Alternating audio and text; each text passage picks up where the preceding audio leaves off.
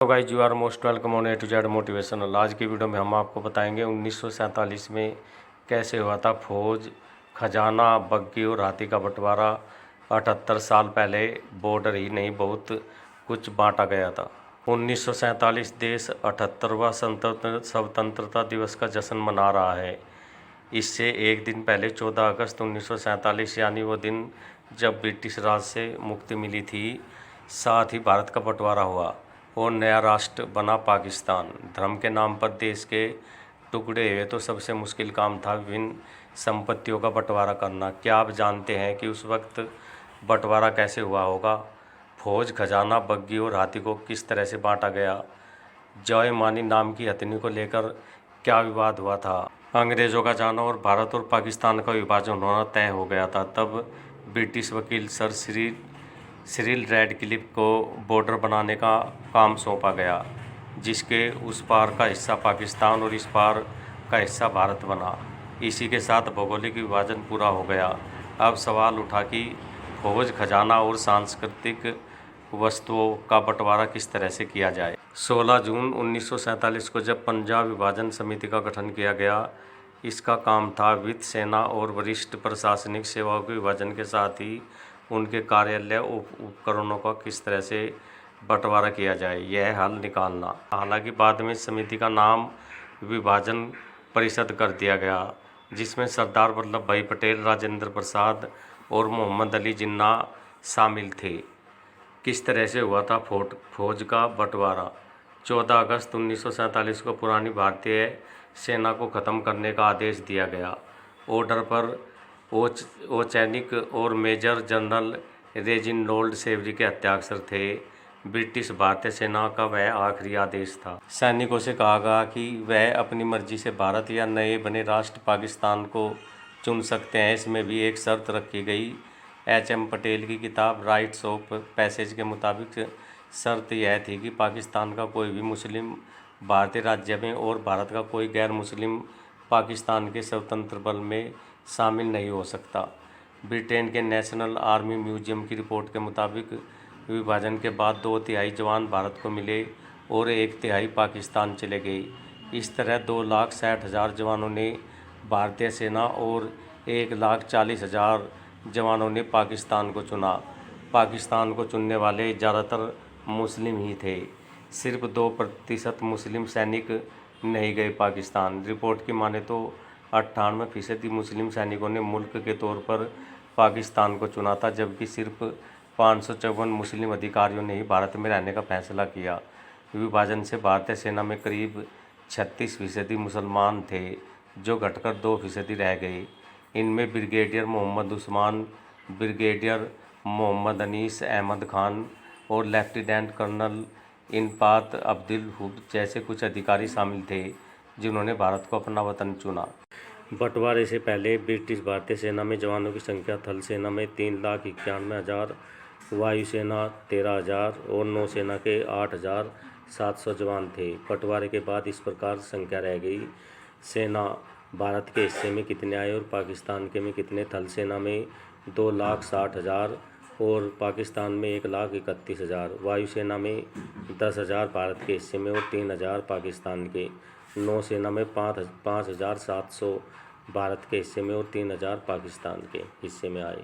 पाकिस्तान सेना ने 1950 में गुलाम अली को यह कहकर निकाल दिया कि तुम भारत के नागरिक हो। जब वह भारत लौटे तो उन्हें पाकिस्तानी सैनिक मानकर बिना परमिट के सीमा पार करने के आरोप में गिरफ्तार कर लिया गया। 1951 में अली को जेल से रिहा कर पाकिस्तान भेज दिया गया। अली ने 6 साल तक दोनों देशों की जेल और रेफ्यूजी कैंप में काटे।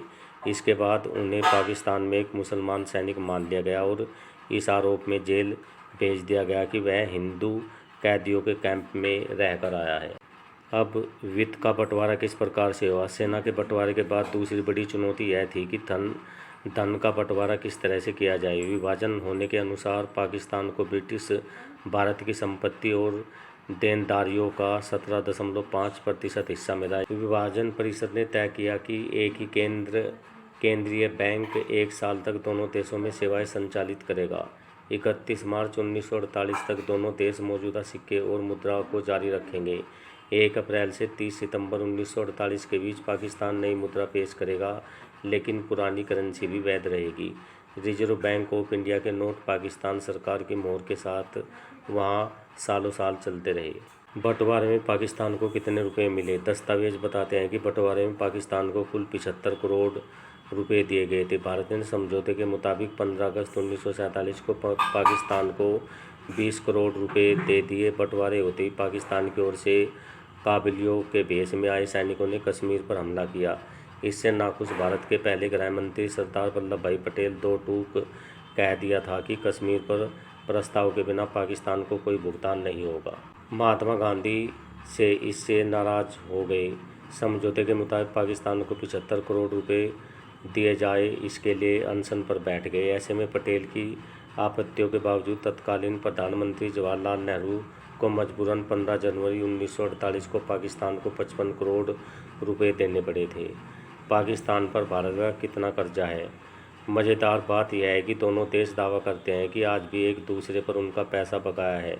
भारत के आर्थिक सर्वेक्षण 2022 और 2023 से पता चलता है कि पाकिस्तान पर भारत का 300 करोड़ रुपए का कर्ज है। वहीं 2014 में पाकिस्तान के स्टेट बैंक ने कहा है कि भारत पर उसका 560 करोड़ रुपया बकाया है। सिक्का उछालकर हुआ था बग्घी का बंटवारा। विभाजन के दौरान दोनों देशों में चल अचल संपत्तियों को लेकर खूब हंगामा हुआ, लेकिन सबसे ज़्यादा खींचातानी वायसराय की घोड़ा गड्डी या बग्घी को लेकर हुई।